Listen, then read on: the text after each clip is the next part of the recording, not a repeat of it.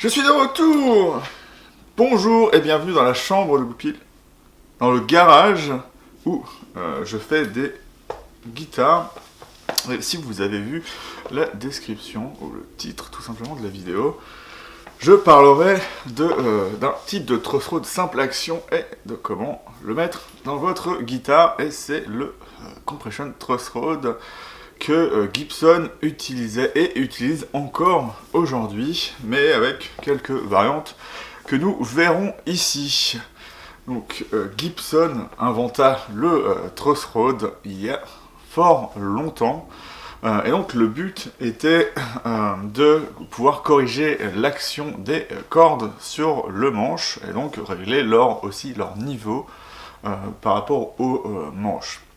Donc, savoir si c'est Gibson qui, le premier, a fait un truss rod, je ne sais pas. Je ne suis pas allé vérifier, mais c'est celui qui est communément admis, d'avoir permis à tout le monde d'accéder à cette technologie. C'est comme, on va pas sans arrêt dire que Bixby a vraiment inventé la tête que Fender utilise, même si Fender a fait quelque chose d'un peu différent.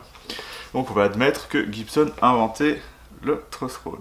A noter, un autre effet du truss rod est de rigidifier le manche et ainsi d'empêcher celui-ci de vriller. C'est notamment beaucoup plus vrai sur une guitare à touche non rapportée qui, normalement, une touche rapportée permet de rigidifier le manche si on sait bien s'y prendre avec le fil du bois de ce qu'on utilise. Pour parler de ça, ces guitares à touche intégrée aux manches étaient les premières Fender à manche tout érable, donc on a admis touche érable, mais ça fait partie de l'entièreté du manche, et le truss rod est simplement mis par l'avant, mais il y a un trou derrière pour faire l'inclinaison du truss rod dans le manche, à l'époque fait de manière un peu dégueulasse, on va le dire, mais permettant d'avoir une courbe dans le manche et après de rentrer par le bout. C'est pour ça qu'il y a une pièce de... comment s'appelle ce bois? De walnut, du noyer, voilà, dans les manches Fender. Donc c'est très utile et Fender illustrera ça lorsqu'ils vendront leurs premières Esquire. Bon, c'est pas les premières Esquire, puisqu'il y a eu plein de tests qui ont été faits autour de ça, mais Fender, lorsqu'il a lancé les premières Esquire vendables, je crois qu'elles étaient au nombre de 150, mais ça c'est à vérifier, Fender décida de ne pas mettre de truss rod à l'intérieur. Et certaines ont vrillé. Je dis certaines parce que la plupart ont été rappelées par Fender, mais on ne sait pas si c'est dû au bouche à oreille, parce qu'à l'époque, dans les années 50, 49-50, le truss rod était déjà très utilisé par Gibson sur ses archtop et sur ses premières guitares électrifiées, sur ses acoustiques, tout le tralala, et d'autres commençaient à utiliser le truss rod, je crois, à moins que ce soit Fender qui l'ait utilisé en deuxième, mais ça c'est une autre histoire. Et donc, les manches avaient tendance à vriller, mais l'idée de Fender n'était pas bête en soi. Il n'a pas juste décidé de ne pas mettre de truss rod parce que ça ferait pas joli, c'est juste que le son, ça en ressent, et on perd une certaine pureté évidemment du son, puisqu'on n'a plus la pleine surface du manche, on a une tranchée qui est créée à l'intérieur et qu'on doit remplir avec un renfort en bois et coller le tout, et souvent à l'époque ils le remplissaient d'époxy, puisque comme c'était pas fait à la défonceuse, les courbes ou les lignes n'étaient pas forcément droites. Donc je me suis un peu éloigné du sujet avec ça. Donc pour en revenir à Gibson et à notre truss rod, j'en ai un exemplaire ici.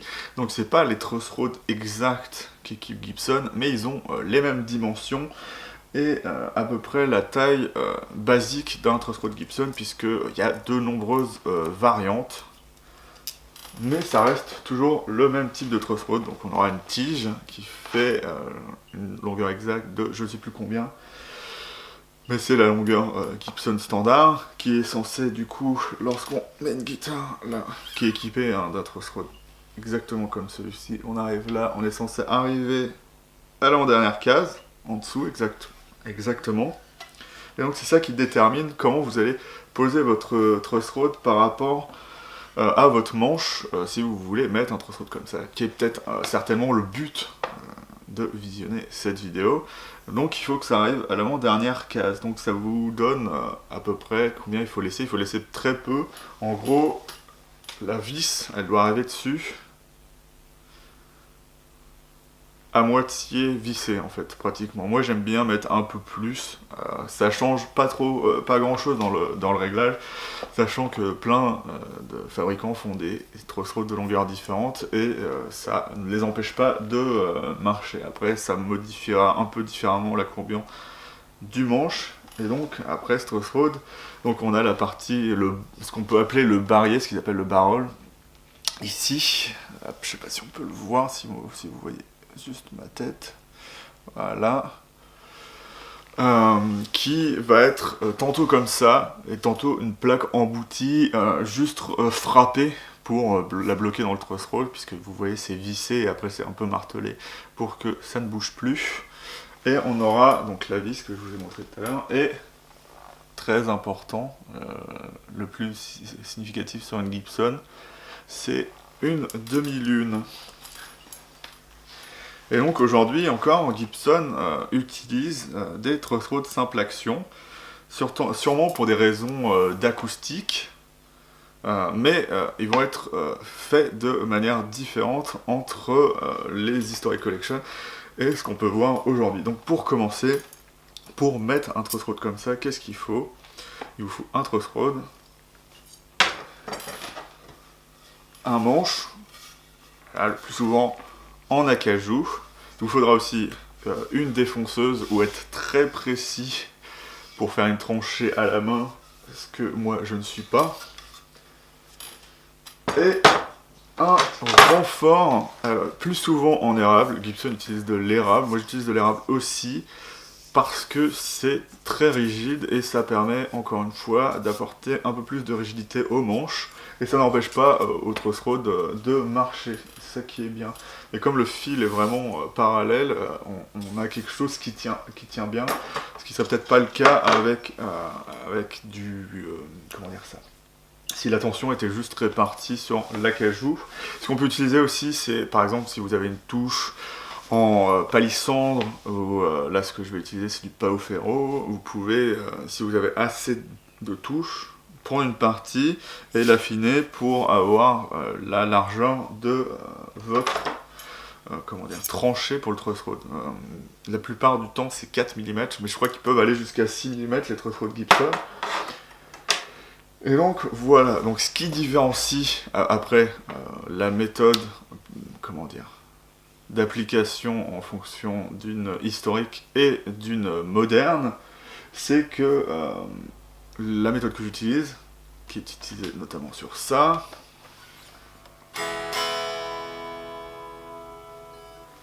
c'est la méthode historique qui va être juste le truss rod mis à plat, et c'est la technique la plus simple pour faire un manche typé Gibson dans son garage.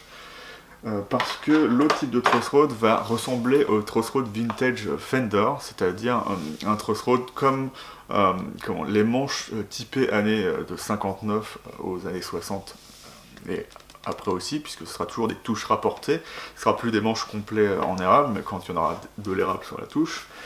Et donc ce sera une touche avec une certaine courbure qu'il faudra trouver, et qui permet notamment d'avoir un profil de manche légèrement plus fin, mais ça entraîne d'autres choses dans le manche.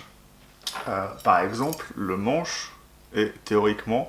Alors il faut faire attention lorsque vous mettez un truss rod, c'est que il doit toujours être plat quoi qu'il arrive. Donc quand vous allez l'appuyer, il faudra gentiment l'appuyer dans le truc, mais qu'il puisse revenir à sa position initiale. Sinon, le truss rod, que ce soit courbé, pas courbé, il sera inefficace. Si vous lui inscrivez la forme de la courbe, il sera pas efficace. J'ai fait ça sur un truss rod de type Fender, il marche pas. Donc j'ai un manche qui est mort juste parce que j'ai essayé de marteler dans la tranchée que j'avais fait typé Fender, un truss rod qui du coup a pris sa forme et du coup ne veut plus revenir à sa forme initiale. parce que c'est le fait de vouloir redevenir droit qui va déterminer le fait que le manche se courbe en fait. C'est qu'il va affronter, il va se tordre légèrement, mais comme on n'a pas modifié sa structure, méchamment on va dire, il va vouloir se remettre dans la bonne position. Et donc pour faire ce truss rod droit, opposé au courbe, donc truss rod droit qu'on va avoir dans les Historic Collection, il va falloir prendre le manche et faire une tranchée à la défonceuse. Ce que je conseille de faire, hein. Si vous voulez le faire à la main, ce sera assez compliqué. C'est possible, mais pour moi ce sera assez compliqué, donc hop. Donc on prend le manche, donc ça c'est le manche à peu près, hein. J'ai fait le côté, là c'est la tête, enfin la tête elle est derrière, hop. Et hop, ce qui est en pointillé, ça va être le truss rod. Donc le truss rod sera incliné comme ça. Alors après, il n'y a pas de recette magique pour l'inclinaison du truss rod, mais en général, il faudra faire, comment dire, un compromis entre le dos de votre manche, comment vous voulez qu'il soit, et le truss rod lui-même. Donc ce qu'on va faire, je vais décrire juste moi ce que je fais. Donc là vous avez le début et la fin du truss rod marqués par les traits, là, hop, voilà. Et ce que je fais, donc ça ce sera, hop, votre renfort là, qui est un peu gribouillé. Et ce que vous devez faire lorsque vous faites votre tranchée, c'est déterminer la hauteur au début de la tranchée et à la fin.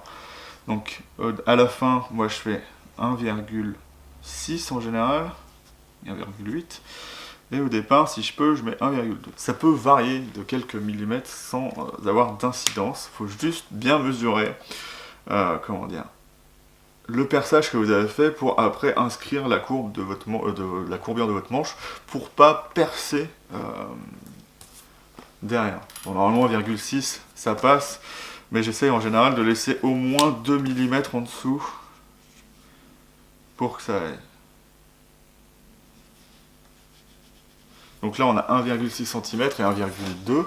Donc comment vous pouvez faire pour utiliser ça, puisque une défonceuse fait un trait droit, c'est qu'il vous faudra faire une cale. Donc vous allez prendre typiquement 2 tasseaux. Moi c'est ce que j'ai fait, j'ai pris 2 tasseaux de 5 mm. Enfin un tasseau de 5 mm, je l'ai coupé au centre pour faire 2 petites surfaces. Alors après c'est pas très stable, il faudra être très confiant dans ses aptitudes avec une défonceuse, puisque c'est pas l'outil le plus pratique du monde. Et vous allez vous faire une, comment dire, en dessous de votre vos 2 planches que vous aurez mis au-dessus. Hop, on va les représenter comme ça. Hop, donc ça c'est ma jolie planche. Vous allez devoir prendre et mesurer exactement les 4 mm qui manquent. Là, je sais bien, je fais du centimètre au-dessus des millimètres en dessous, et votre cale devra faire 4 mm puisqu'on veut aller de 1,2 à 1,6. Et donc il faudra les mettre au niveau du sillet. Hop, ce qu'on va faire là. Hop, à ce niveau-là. Là. Hop, et vous mettrez vos cales. Hop. J'ai une vidéo là-dessus, je pourrais juste vous montrer cette partie-là, puisque je me suis un peu foiré dans la vidéo, donc je préfère mieux pas la montrer.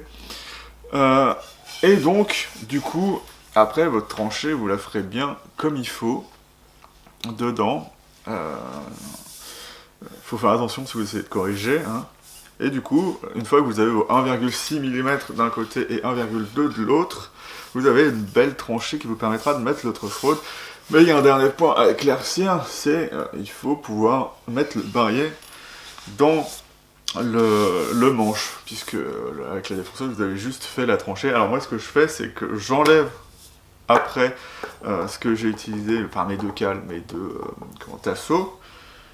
Je mets à plat ça, je prends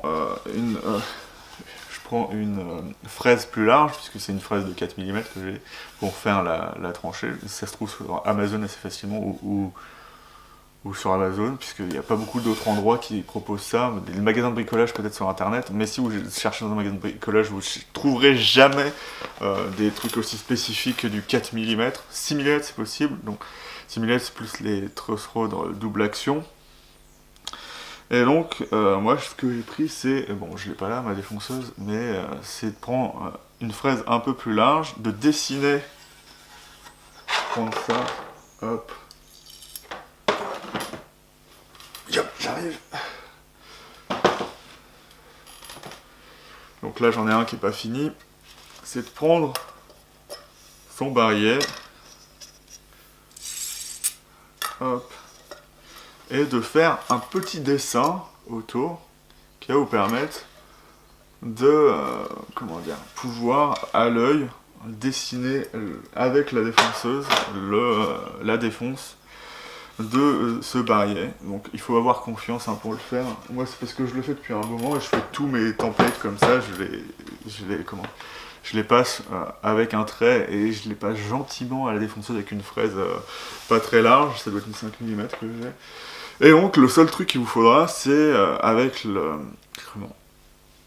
mesure de profondeur de votre défonceuse, ce qui est important puisque si vous voulez le faire, il faudra qu'il y ait ça sur votre défonceuse, faire en plus la longueur, enfin l'épaisseur de ça qui est généralement de 4 mm, donc mettre 5 mm pour que ça rentre facilement et que le truss rod s'appuie bien au fond de votre tranchée. Et par exemple la particularité de ce truss rod là, c'est qu'il est téflonné, donc ce qui est cool, si vous voulez avoir la référence, c'est Crazy Part qui fait ça, donc c'est des Allemands, donc vous pouvez chercher Crazy Part sur internet, ou sinon ils en vendent des fois sur eBay, c'est comme ça que je les ai connus. Et en fait, typiquement, vous aurez beau mettre de la colle dessus, en fait elle n'adhérera pas, et donc ça va vous permettre d'avoir un truss rod fonctionnel qui n'est pas, comment dire, entravé par la colle. Ce qui est assez intéressant. Le seul problème, c'est que si vous mettez votre truss rod bien comme indiqué, en fait, le filetage est fait pour rentrer dans... Enfin, je vais vous montrer. Hop.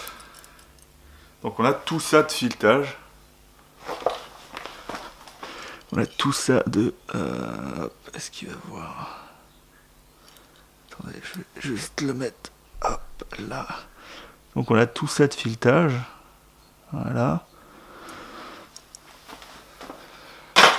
Et basiquement, après avoir mis le truss rod, hop, il vous restera ça.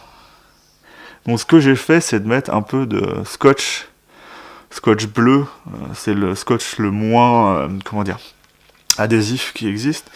Donc il sert notamment pour planifier les frettes et faire tous les travaux qui demandent d'avoir du scotch sur le bois, parce que le bois n'aime pas le scotch, notamment les bois à port ouvert. C'est un peu problématique. Donc là après il va plus me voir là, donc on va essayer de le remettre comme ça, voilà. Et donc c'est à peu près comme ça qu'il va falloir mettre votre truss rod. Donc après, une fois que vous avez collé ça, ça dépassera du manche, donc il faudra, moi ce que j'utilise c'est des ciseaux à bois, et j'utilise soit un marteau, soit le dos d'un tournevis pour enlever le fil du bois le plus possible en approchant, et après j'utilise une lame de cutter pour aplanir. Vous pouvez utiliser des racloirs, la basique fait exprès pour ça, mais moi je préfère utiliser des lames de cutter, parce que j'ai toujours fait comme ça. Et une fois que vous avez fait ça, il faudra aplanir pour pouvoir placer la touche. Donc si vous avez du matériel spécial pour faire ça, c'est bien. Comme une... ça y est, je vais pas retrouver le nom. Une dégauchisseuse, c'est plutôt pas mal, puisque comme vous avez l'inclinaison de la tête, si vous faites comme moi, il ne faudra pas le passer dans un surfaceur, ça va poser un peu des problèmes. Et une fois que vous avez ça comme il faut, vous mettez votre touche. Donc je ne vais pas l'illustrer là, puisque à part cette guitare là, j'ai pas de touche prête à être mise. Donc le but ce sera de mettre la touche, et pour avoir un réglage spécifique qui tendra comment dire, à avoir un semblant de double action. Dans votre truss rod simple action, vous allez tendre la vis, donc serrer la vis pour que le manche ait une certaine inclinaison, pas trop énorme non plus, et vous allez faire votre radius et le ponçage à plat de votre touche de cette façon-là, donc elle sera un peu moins épaisse au milieu, mais au moins lorsque vous desserrez le truss rod, vous aurez une courbure dans votre manche en fait. Ce qui est plutôt intéressant pour pouvoir régler finement la guitare. Même si pour régler l'intonation il faut plutôt avoir un manche droit, même si on peut avoir des frises, c'est mieux d'avoir la possibilité de pouvoir régler son manche comme on veut. Voilà. Donc c'est tout ce que j'aurais à peu près à dire là-dessus. La seule dernière partie qui peut être un peu compliquée, c'est de devoir tailler ce qui sert pour pouvoir mettre la demi-lune et pouvoir régler avec la clé à pipe le truss rod. Donc il faut savoir que ça je l'ai fait à la main. D'ailleurs il faudra que je le corrige un peu parce que le truss rod est bien mis, la demi-lune irait bien, mais en fait le passage de la demi-lune, en fait comme je l'ai fait incliner, comme je le fais souvent, je l'ai fait trop incliné, donc j'ai besoin de légèrement corriger ça, mais c'est pas grave. Donc le mieux pour faire ça, c'est d'utiliser des ciseaux à bois, mais il faut être assez méticuleux et pas avoir peur surtout de travailler, puisque c'est pas des choses difficiles à faire, c'est juste qu'il y a tellement de tâches à faire au bout d'un moment sur une guitare que vous pouvez vous rater plein de fois sur plein de choses malgré que vous sachiez les faire, ce qui m'arrive des fois malheureusement. Mais bon, même avec 20 ans de pratique, ça arrive toujours aux luthiers d'avoir des problèmes lorsqu'ils fabriquent leurs instruments. Et parce que c'est la vie et qu'on peut avoir des problèmes dans la vie et qu'on peut se lever en n'ayant pas pris de café le lundi matin et faire oh mon dieu j'ai fait un trou trop élevé, trop profond, ce qui est le cas sur ce manche là puisque j'ai pas vérifié vraiment mes mesures ou pas vérifié mon matériel à mesurer dans quelle unité il était, hein. Donc j'ai fait du inch, donc j'ai fait une tranchée trop profonde, avec un angle trop prononcé, et quand je m'en suis aperçu, j'étais au milieu, donc j'ai dû tout corriger, donc j'ai réussi à corriger ça, mais du coup je vais devoir avoir un manche un peu plus épais, parce que j'ai 18 mm à placer, et ça va faire un manche assez épais. Donc j'espère que ce sera pas trop non plus. Donc voilà, que dire de plus là-dessus, c'est la technique que je vous ai dite là, c'est une technique qui est très facile à faire chez soi. C'est toujours plus compliqué que de mettre un truss rod double action, puisque le truss rod double action, vous allez juste avoir la bonne épaisseur de fraise, et après créer quelque chose de droit, et après recreuser légèrement pour laisser passer ce qui sert à régler votre manche. Mais moi ce que j'aime pas, c'est que ça laisse une partie beaucoup plus grosse du manche à l'air libre, enfin ça enlève beaucoup plus de bois, et je trouve que malgré que ça ait une meilleure stabilité, hein, faut pas déconner non plus, ça rend le manche beaucoup plus rigide, et je trouve que la sonorité perd quelque chose en fait. Tous les instruments, pour moi, qui ont des truss rod double action, sonnent à quelque chose près, à peu près pareil, alors qu'il y aura plus de personnalité et plus de bois en jeu lorsqu'on aura un manche plus avec un truss rod simple action. Après, il n'y a aucun problème à vouloir avoir une production de guitare normalisée et avec des sons à peu près identiques. Mais moi mon parti c'est de faire des guitares comme celle-ci,